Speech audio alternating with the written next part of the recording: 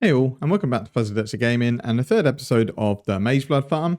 So between the last video and this one, I've just carried on the strategy from video 2 just to get me up to 8 hours, which is a nice round number. It obviously wasn't exactly 8, but it's just easier to track the next strategy. The only thing I've done since the last episode, other than farm some more maps, is I managed to sell my gloves. What I ended up doing was putting some influence on it so that Eater was predominant, and then I removed some suffixes with an Eldritch annulment. The ideal would have been to remove the life gain on kill and then craft chaos and another resistance, but I removed the lightning resistance. So I then used another annul to remove the life. So I basically had fractured suffix of attack speed and then 2 empty suffixes. So then I did prefixes cannot be changed, took a gamble, reforged chaos in harvest because it guarantees chaos resistance. And I think I hit the higher end of tier 3. Then I crafted lightning and chaos resistance, and the gloves sold for 15 divines. So I've added that to the stash. We've still got tons of stuff that we need to sell. Corpses, I've sold a few more corpses. I'm kind of getting a little bit better about selling them, and I tend to just sell them when I'm doing other stuff so that I'm here to actually sell the corpses. But in terms of raw currency, I've already bought what I need for the next strategy. I've got 81 divines, 680 chaos, and then about probably 30 divines worth of stuff scattered around the various tabs. A ton of 8 mod maps that are going to fuel future strategies. So what we're going for this time, it's a similar strategy to the last time in that we're juicing up effective maps and pack size as much as we can. What I need to do is just do a bit of respecking because I need to take these nodes in here. So we're going to have to drop something in order to do that. I think we can give up map nodes because we're not really bothered about dropping maps. So if we go at the map nodes, take these nodes here. In fact, let's give up some more map nodes because we really don't need them for this strategy because we've got our 20 maps. We've got an excess of maps. I don't care if I drop a single map in this at all. And then we'll take this quantity wheel here and then we'll run through the strategy. And what we're looking to do, again, we're still going alters and we're juicing up the explicit modifiers on the maps as much as we can. And then I'm also going harvest. So we're taking crop rotation. And the idea is we try and get the yellow packs as big as they can because those life force are worth the most money. And then I don't know if this is correct, but I'm reducing the chance to grow yellow in the hope that we just get the odd yellow plot so that we can stack up that one plot and get some big explosions. What you do if you want to get a maximum is a scarab called an awakened horn scarab, which you can imbue harvest. And then that makes crop rotation really, really good. You can get like a divine to 2 worth of juice a map, but they're very rare scarabs. So you have to buy them individually and I just couldn't be bothered to waste the time. So the setup we're going for, the Atlas tree, which I'll put in the video description I've gone for, is similar to the one before. We're boosting alters, pack size, explicit modifiers, taking harvest nodes, and then I've kept the corpse nodes just because they're nice, easy currency to get in each map that we do. Ideally, we do blue alters for this because you can get more pack size, but I don't have the resistances to be able to take a lot of the alter mods. There's also an alter mod that gives enemies like plus 80 or 90% lightning resistance, and I'm mostly lightning damage. So stuck with red altars. We're not going to get as much pack size out of it, but you do get pack size mods, and most of them I can handle. They're things like Burning Ground, Scorch, Drop Conk Ground, things like that, which the build can handle.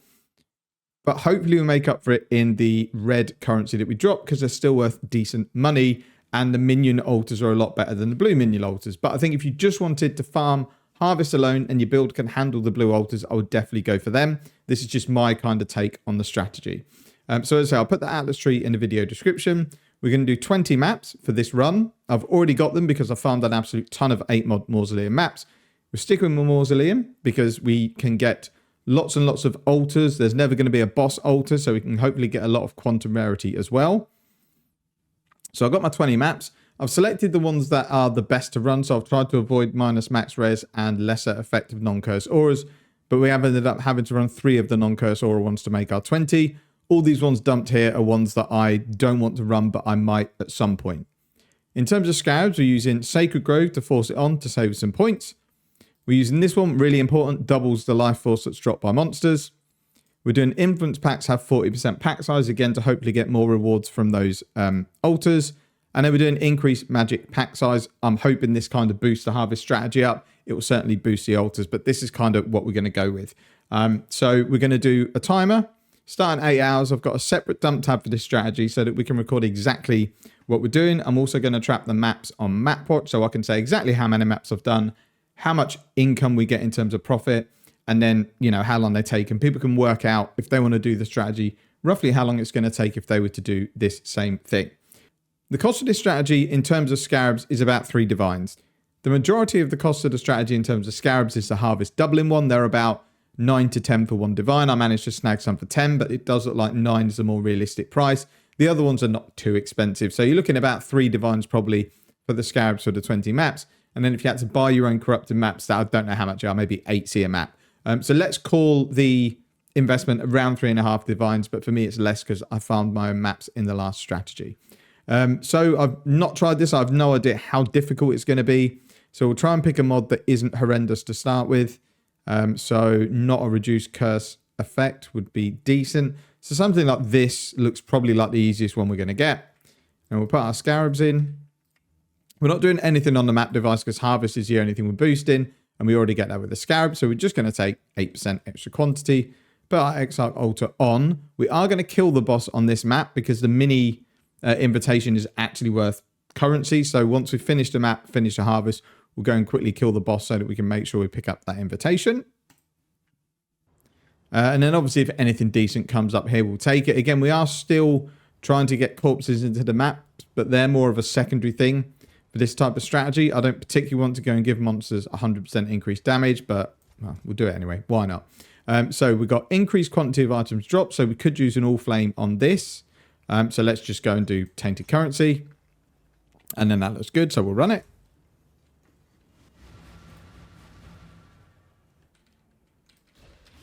I'm not going to bother with delirium because we're not juicing it in any way whatsoever. That's just lucky that that turned up.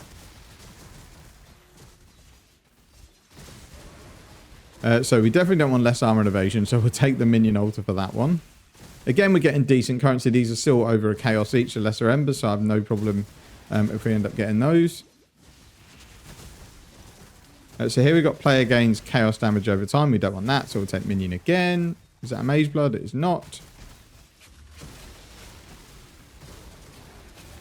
And then you're going to run through, clear the map, and then you're going to do the harvest at the very end.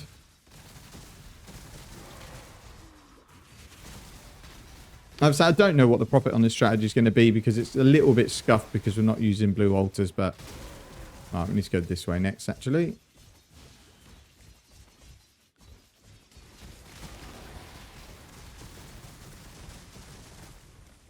And then I don't know what these corpses are worth, but we'll pick them up anyway.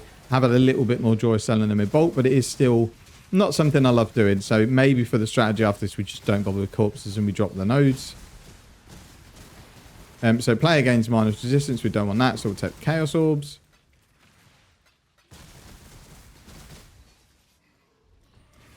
Those plus 50 modifier tiers sell really well in bulk, but you can sell like 15 and 20 of them really, really quickly. Because for a lot of crafts, people need, 15 or 16 of those.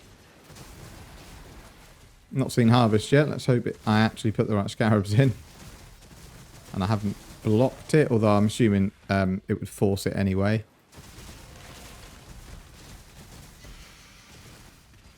So we'll hope that harvest round here. Otherwise, I've done something seriously wrong with this strategy. I'm hoping it's in the bottom corner. And so here we've got Meteor again. So we got all the bad altars, which is a shame, but so no juice pack size. So that's why I'm saying if you're going to do this purely for harvest, blue altars are better. But I think I'll just die too much with this build. So burning ground we can definitely do. So that's 20% quantity. And there's harvest. So what we'll do is we'll clear out these last few packs, see if we can get a remaining altar, and then we'll go and kill the boss. Then we'll do harvest because we need that invitation.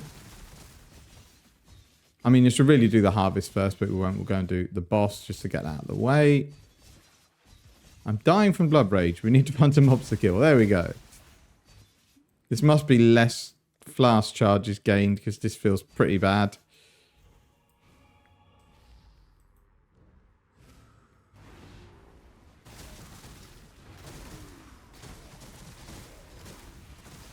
So we'll just kill Tolman and then we're going to do harvest.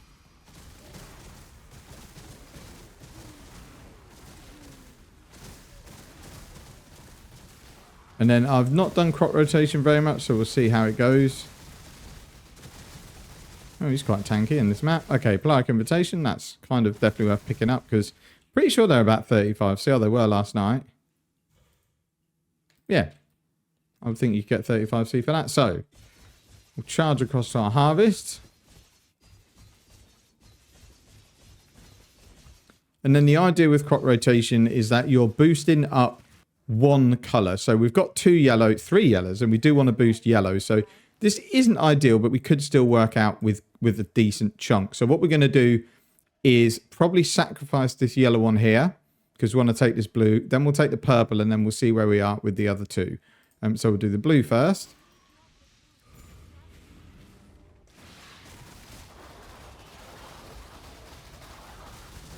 And this could be quite deadly. There is definitely a chance of us dying on this, but we will see how we go. So then we got purple, so we'll take these. So these look almost the same. This has got a higher T2, so we'll take those. And this one survived, which is great.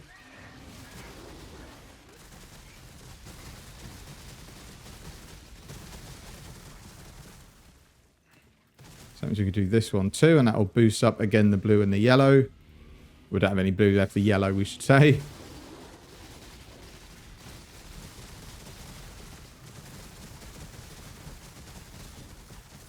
Okay, that's some more. So then what I will do is check to see what yellow looks better. So this has got really nothing on it yet. It's got 9 T2.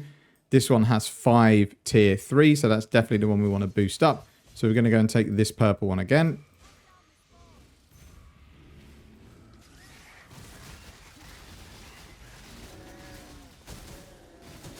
I'm going to save our lightning strikes for a...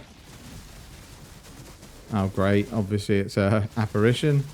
We'll save our lightning strikes for the big pack, which should hopefully now be juiced up. So now we've got 7 T3 seeds.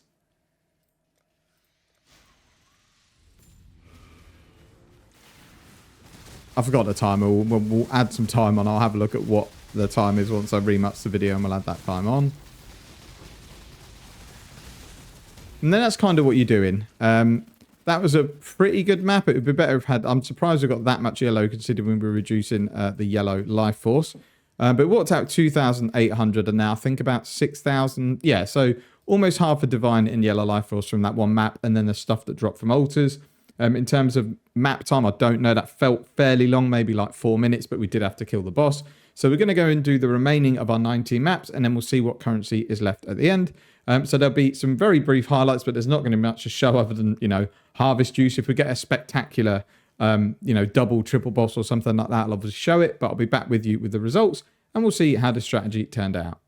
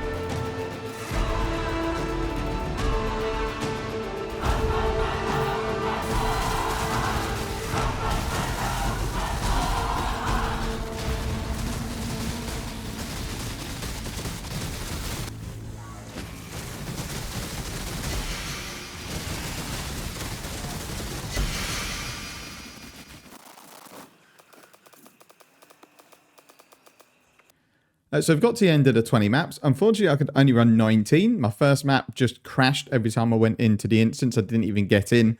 I go into a portal, the map would hang. I tried going in from Karoo Shores as well. So I just wrote that map off and went on. So I've done profit over 20 maps, but it's actually 19. So overall, the 19 maps took me an hour and a half to run. Once you get into the flow of the maps and you know what you're doing, it speeds up a little bit.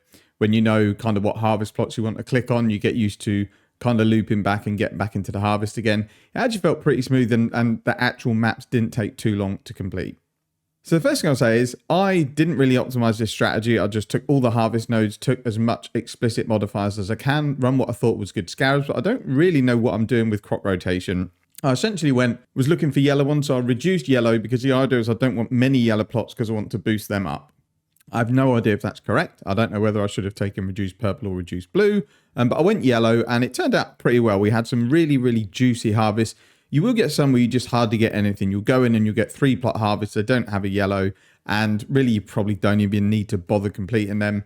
It's probably not worth the time for the small amount of life force that you're going to get out of it. But it was fun. As I say, if you actually research how to do crop rotation, maximize your strategy, streamline everything, you can make an absolute ton of currency. I still made almost a divine profit per map doing this, and I'm not sure I've set it up perfectly, but it was a lot of fun. It's difficult. I had 1 death in harvest just to ground effects exploding because my Vile Lightning Strike was covering the whole screen. Couldn't see and I died. And then I had a second death to rubber banding where I was alive 1 second and then I got a big lag spike. And then when the lag spike finished, I was dead. It is quite dangerous because we're running 8 mod maps, putting all the extra explicit modifiers on. I did end up running some minus macros and minus curse aura effect or non-curse aura effect. So they are dangerous. You need a really good character to do it. But I do think you have to run 8 mod maps. You have to boost the explicits up as much as you can because you want to get as much harvest juice as you can out of each map. So we'll just go in and have a look at the loot breakdown. And it is looking pretty good. This is income from the maps. And as I say, it was between probably 4 to 5 divines investment for 20 maps if you bought your own maps as well. But obviously I farmed them in the previous strategy. But we'll assume that you had to buy everything and it's around 5 divines. Maybe not quite that much, but we'll say 5. So we're looking at 17 divines profit from 19 maps, which is really nice. And I got 19 maps done in about an hour and a half. So they're not as slow as I thought they would be. The thing I love about this strategy is we don't have the issue that we maybe had in the previous strategies where you've got lots of loot, but it's all scattered all over the place. And it can be a bit of a pain in the bum to sell. We have what's probably, when you bulk price, 12 to 13 divines worth of life force that you'll sell really quickly. If you just slightly undercut, you'll sell all of them really, really quickly. We had 2 tier 17 maps, which was not as much as the other strategies, but we did remove the map nodes. We've got our incandescent invitation here. We've also got our polaric invitation. And as you can see, as you go down, all this stuff is really easy to sell. So the greater and the lesser embers will sell in bulk really comfortably. These are super underpriced. It's almost, I think it's about 50 for divine. So these are both really underpriced from this snapshot here. Got lots of raw chaos just from altars and just mods on the map. We end up with 16 mausoleum maps that we could sell, but I will keep them because it is a good map to run. Tons of unmakings, which at the moment are 100 for a divine. So you're looking at half a divine of unmakings or thereabouts. 12 attribute modifier corpses. These sell for 7 to 8 in bulk if you've got that sort of amount. Obviously, we get 3 Anarchy All Flames now. They're worth 15C instead of 2 divines. 1 Sacred Blossom. I won't go down all the list, but you can see we just need to sell the top 6 or 7 items, and we've probably got 70% of our money back in pure divines, which is very, very nice because selling was starting to get me down a little bit. So what I'll do is dump all of my scarabs into my other tabs. Sanctuary maps will build up because I may do a T17 strategy at some point. And then we're going to bulk sell the embers along with what other ones we've got in our stash. We'll get rid of the invitation. We'll sell our life force. We'll go and get rid of some of the coffins that are easy to sell and are worth currency. So things like attribute modifiers scarcer. They're 10C. We should be able to sell them fairly easily, even if you have to sell them for 8. Scarab teachings again. I seem to get loads of these and they're worth decent currency. I think this is the one that gives you extra XP per shrine. So it's a really good way of leveling quickly to 100 if your build can survive.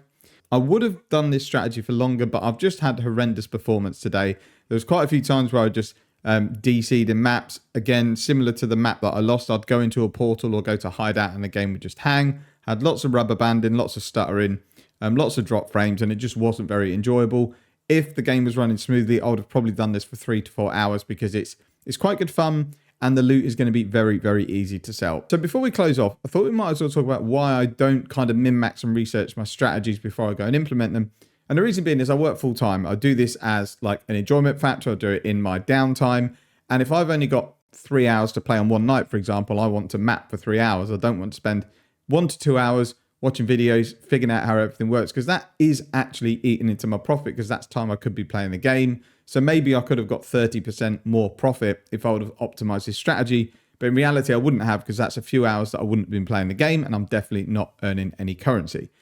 I don't want to make out like I'm so bothered about income per hour. I'm not at all. Otherwise, I would be running the most optimized strategies. I just like playing the game for fun. And no matter what strategy you do, if you map really efficiently and you enjoy the game and you enjoy the type of content that you're running, you're going to make currency. There's no way you can fail to make decent currency. There's no grave craft in this video because I don't know exactly what I want to craft. And I want to do something different rather than a craft that I've already done. So what I think we're going to do is try and bulk sell some corpses because we are stacking up a lot. We've probably got 10 to 11 divines worth of corpses now. If there's any that don't sell for 2C or less, they're just going to get burnt in the morgue, because I just don't want to keep hold of them if they're not going to sell and I'm not going to use them for projects. So let's have a progress update before I sign off. So we are sitting on 81 raw divines. We've got 818 chaos. We've got all this life force that we can convert really easily to divines. So once I've spent a few minutes selling some loot from this episode, we'll probably be on about 110 to 120 divines.